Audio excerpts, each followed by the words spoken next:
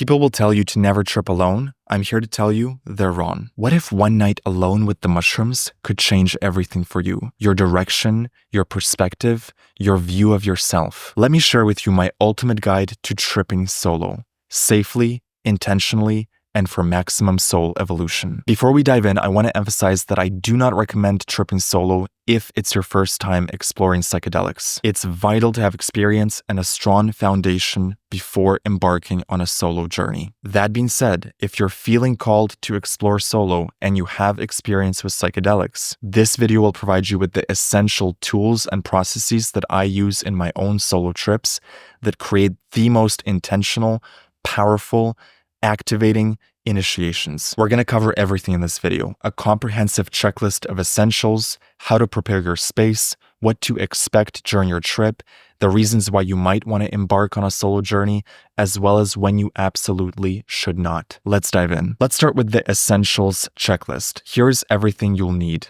A safe, private, and quiet location free of potential interruptions. A comfy bed with cozy blankets and pillows. An eye mask. Optional but useful. A candle, a Bluetooth speaker, a phone and a charging cable, important. Spotify Premium, we don't want any ads. My curated mushroom playlist, which you can find at mushroomplaylist.com. My mushroom trip checklist, which you can find at mushroomchecklist.com. Sage and Palo Santo for clearing the energy of the room. Fruit and water. A notebook and a pen. Oh, and you'll also need your courage, your intention, your ultimate surrender, your ability to stay centered while you're being thrown into the middle of a galaxy. But we'll talk about that later. Why would you want to trip solo? For many years, I tripped with friends, and there is something magical and beautiful about tripping with others. But I have to say, as soon as I started doing solo trips, my rate of growth and spiritual evolution accelerated. Personally, I'm able to let go and surrender and go so much deeper within myself when I don't have to think about any other energies in the space.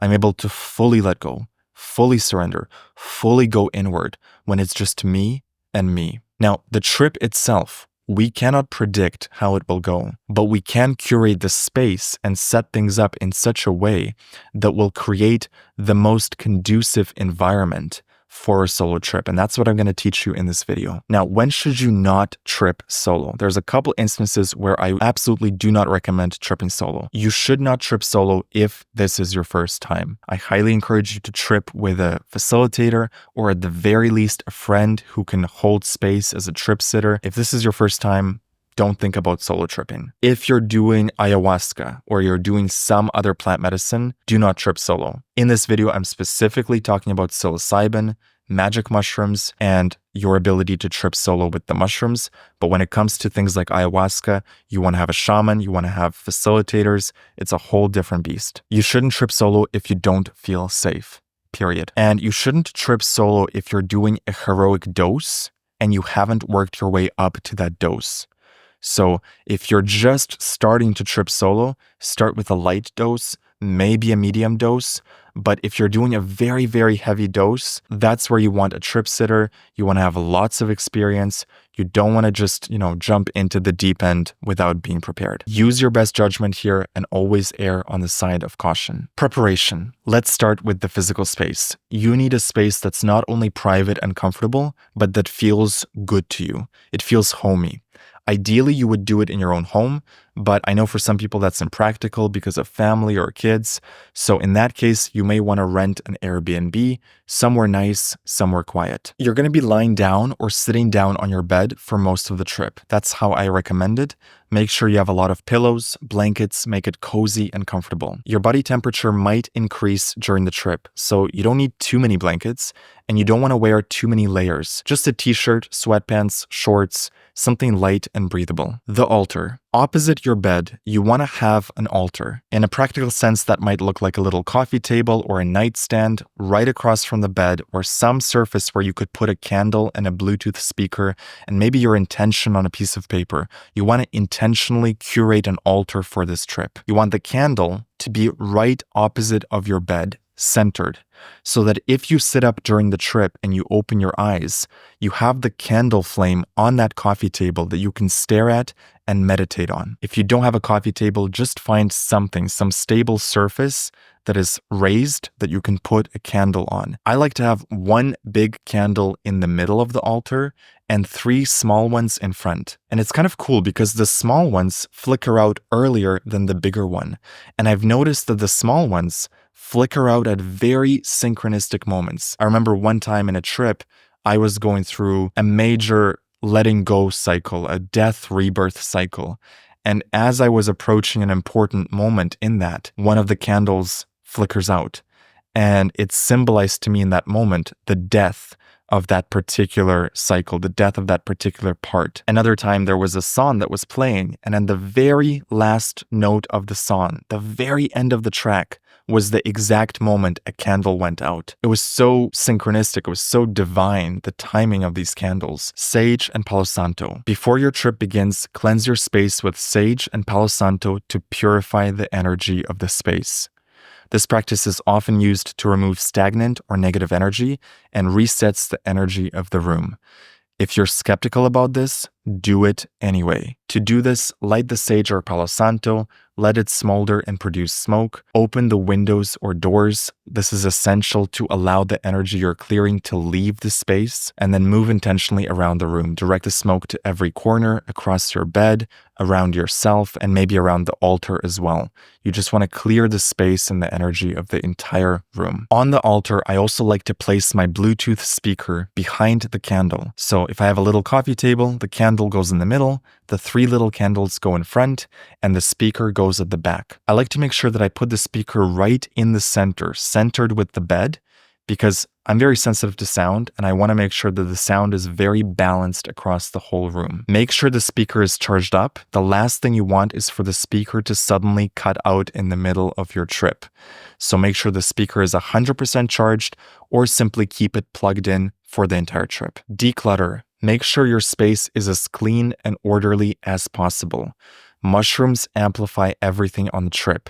So if your space is messy, dirty, if there's things everywhere, that's not going to create a clear and orderly mind. When it's time for the trip, consider closing the curtains and turning off any artificial lights. I personally love to trip in the dark with just the glow of the candles. So I close my curtains, I don't let any outside light into the room. This allows me to go deeper inward. When it's dark, when there's just that candle flame that I can meditate on, it creates a very powerful experience. If you're planning an outdoor trip or you have a different setup entirely, this advice might not apply. The key is to create an environment that feels peaceful, safe, and conducive for your journey. Okay, regarding the phone, ensure that your phone is fully charged or simply keep it plugged in for the entire trip. Put your phone in sleep focus mode. This is even better than do not disturb because it hides all the notifications. So if you happen to look at your phone during the trip or at the end of your trip, you're not going to be distracted by any notifications. At the very least, make sure you set your phone on do not disturb, silence the ringer, and disable all notification sounds. Your phone's primary purpose during the trip is to connect to the Bluetooth speaker and play music. So for the playlist, I recommend my curated mushroom playlists at mushroomplaylist.com.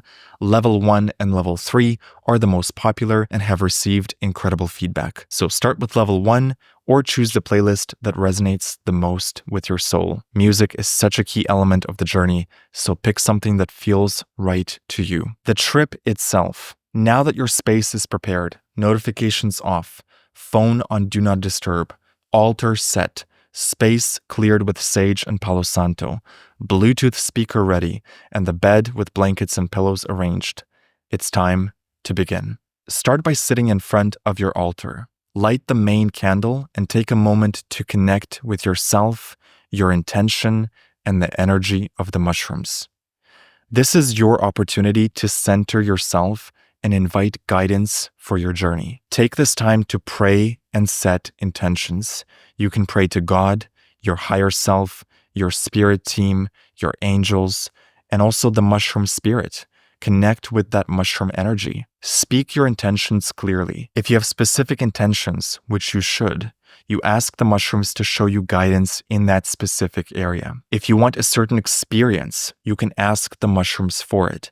For example, be gentle with me, or let's go deep, let's go on an adventure, or simply asking them for a smooth experience. This is your chance to really sit with yourself and sit with God and sit with the mushroom energy before you take the mushrooms. You're just sitting with yourself, with your mind, and you're clarifying to yourself why you're doing this trip. Why today? Why now? What do you want to learn? What do you want to get out of this experience? When you're ready for the ceremony to begin, go ahead and light the candles. Speak your intention out loud. God, spirit team, mushrooms, I want to learn. I want to understand myself. Show me what I most need to know. This is part of the trip. This is just as important as the psilocybin trip itself. This intention setting process, this prayer, it sets the tone for the entire trip. Do not skip this. Spend as much time as is necessary to sit with yourself, to pray, to ask for guidance. Once you're ready, it's time to take the shrooms. At this point, you should already have the dosage prepared. You should know exactly how much you're taking. I am not going to advise you on dosage in this video, because if you don't know the right dosage for you, you should not be doing a solo trip. You should be doing it with a facilitator. I do have a beginner's guide to mushrooms, and I have a video about dosage specifically on this channel, but this video is for the people that have done mushrooms before and they're ready to solo trip. I'm deliberately not going into this in this video because this is a clear and obvious filter for whether you should be doing this solo or whether you should be doing this with a trip facilitator. So once you're ready, take the mushrooms, turn on the music, ensure that the candles are lit, and lie down on your bed. Close the curtains so no light enters the room except for the soft glow of the candles. Close your eyes and allow yourself to tune into the music. Over the next 20 to 30 minutes, as the mushrooms begin to take effect, stay in a meditative state. The onset may happen quickly, or it could take up to an hour.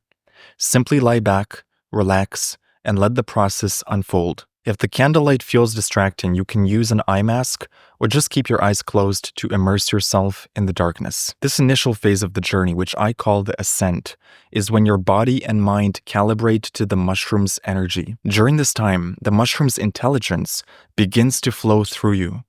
The experience can feel smooth and gentle or bumpy and challenging, depending on how much resistance or blockage you carry in your life. As the trip progresses, your ego might start to push back. Thoughts like, the music isn't right, this sensation feels strange, or I don't like this feeling, may surface. These are all normal responses, your ego trying to resist the experience. This is where surrender becomes essential. Once you've taken the mushrooms, the journey has begun, and there is no turning back. The key is to commit fully to the ride, embracing whatever comes up without resistance. Surrendering is easier said than done, but if you have previous experience with mushrooms, which you should if you're tripping solo, you'll likely already know how surrender looks and feels to you. If you need more insight into surrendering or navigating resistance, I recommend watching my video, The 4 Essential Touchstones of a Mushroom Trip. The ascent is just the beginning of the experience.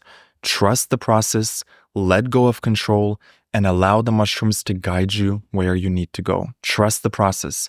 Trust that even if there's resistance in the beginning, you will be led into the light. You will be led into the solution. The first 1 or 2 hours of the trip, once the mushrooms kick in, you'll want to keep your eyes closed. In general, this is not the time to look around the room or look at the candle or look outside. This is the time to close your eyes and go within. The visuals will be very strong in the first 2 or 3 hours of the trip.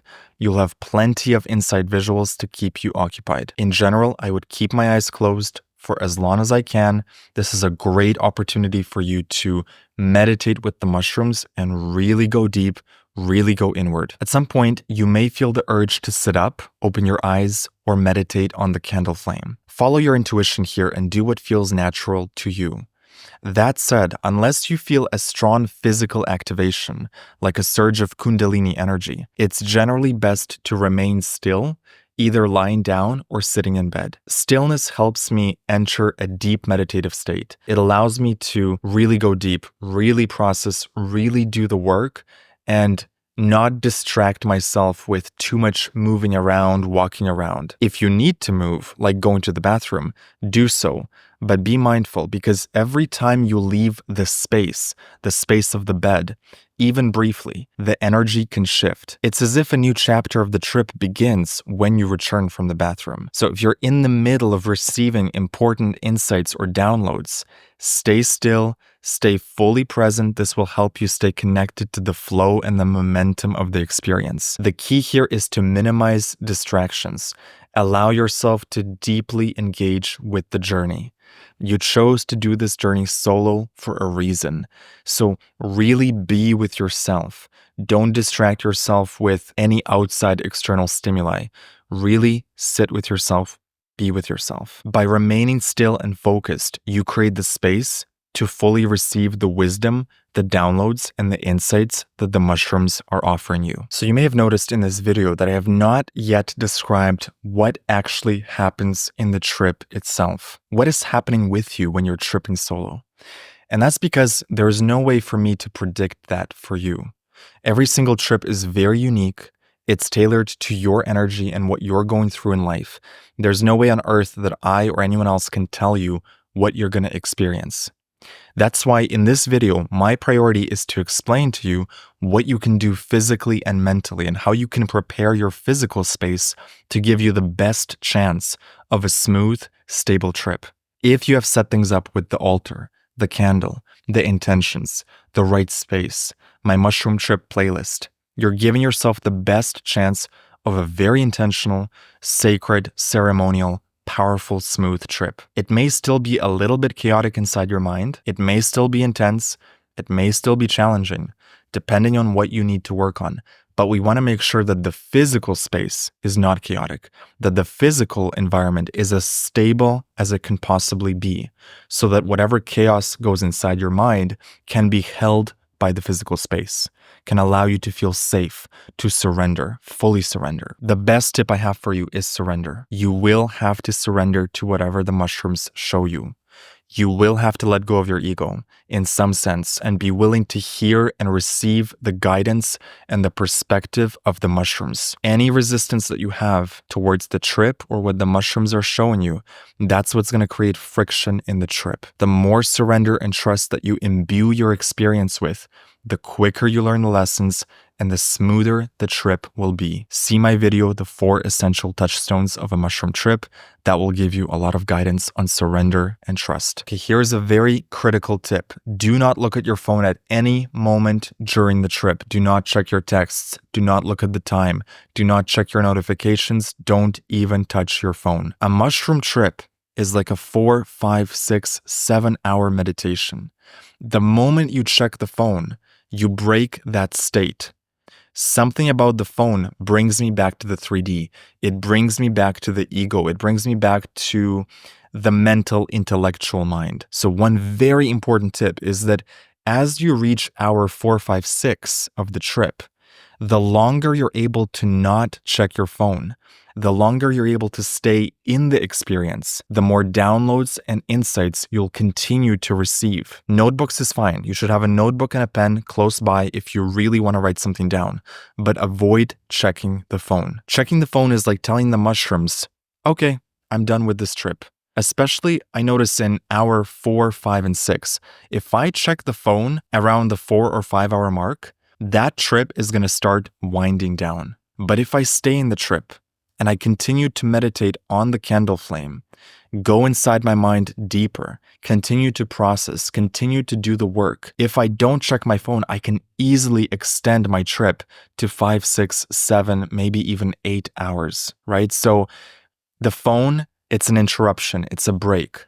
Avoid checking the phone. At some point, you will feel complete. You will feel, okay, I am done with this trip. I want to turn up the music. I want to eat some fruit. I want to go outside and look at the stars. I want to go on a walk. I'm back on ground Earth. I'm no longer flying in the cosmos. And at that point, you could check the phone. But even then, I recommend staying with the afterglow, journaling on paper, not getting into the notifications or your email or anything like that. The main thing that I want to highlight here is that afterglow, when you're done with the trip, but you're still in that mushroomy space, you can really extend that. You can really stay with the trip, with the mushrooms, and you can get so much more of those last few hours than if you cut it short. So when in doubt, do not pick up the phone. Continue with the trip, continue dialoguing with the mushrooms, continue doing the work for as long as possible. Dealing with the unexpected. This video is a general template for navigating a solo trip, but remember, no two trips are the same. Unexpected things can and often will arise. The key is to use your best judgment without panicking to decide how to respond in the moment. The golden rule is this: if something feels off, or you're encountering resistance, first try to work through it internally without rushing to change anything external. Sit with the feeling, breathe into it, and see if it shifts. Give it some time. However, if you sense that an external action might help and it's safe and simple to do, then follow that intuition. Here are some examples. If you feel the need to purge, don't resist it. Go to the bathroom, let it happen. If your body feels like it needs to move, follow that intuition. Get up, stretch, dance, lean into that activation. If you feel the need to go outside and put your feet on the grass and ground yourself, do that.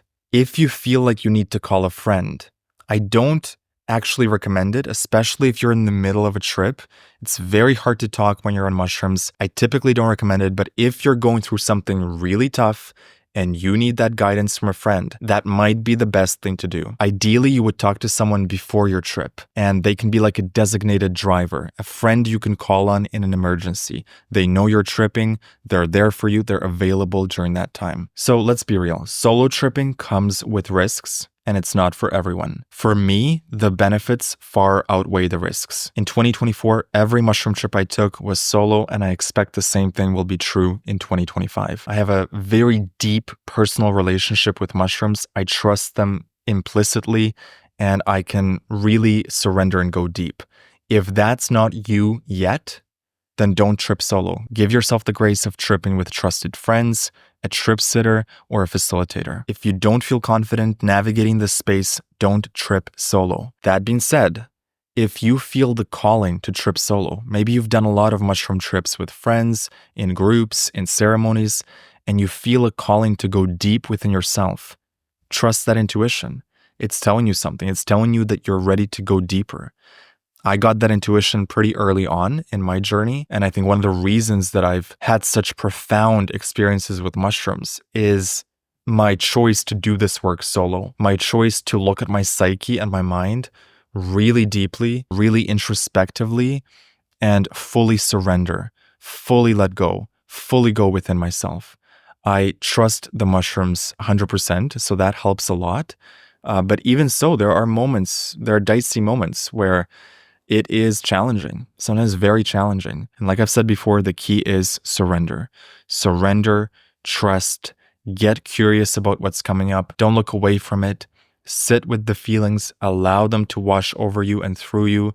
Allow yourself to experience the full breadth of the experience, whether it's seemingly negative or seemingly positive. Do I recommend solo tripping for beginners? No, I do not. I do not recommend for beginners. Do I recommend it for those that feel the call? Those of you that know in their soul that something is waiting for them in a solo experience? Yes. Yes, I do. Resources to support you on your journey. Mushroomchecklist.com. This is my free PDF guide that outlines what to do before, during, and after your trip. Mushroomplaylist.com. These are my curated, sacred, mushroom-tested playlists that I've personally used in my own trips. And finally, if you want to build mental mastery If you want to deepen your self-awareness, if you want to cultivate the tools for staying grounded and centered, both with and without psychedelics, check out Unlock God Mode. Unlock God Mode is my 30-day program that teaches you about consciousness, intentionality, surrender, working with the universe, dancing with the universe. The program itself is not specifically about psychedelics. It's more about mental mastery and consciousness. But if you do go through the program, you're going to be very prepared for a solo trip. It's going to give you so much guidance, so many tools that will help you navigate this space. So go to unlockgodmode.org if you want to check out the program. That's it for now, my friends. Subscribe for more content and check out my podcast, The James Xander Trip. This is where I host fascinating conversations with incredible, shroomy guests. Wishing you an epic 2025 and a transformational solo trip.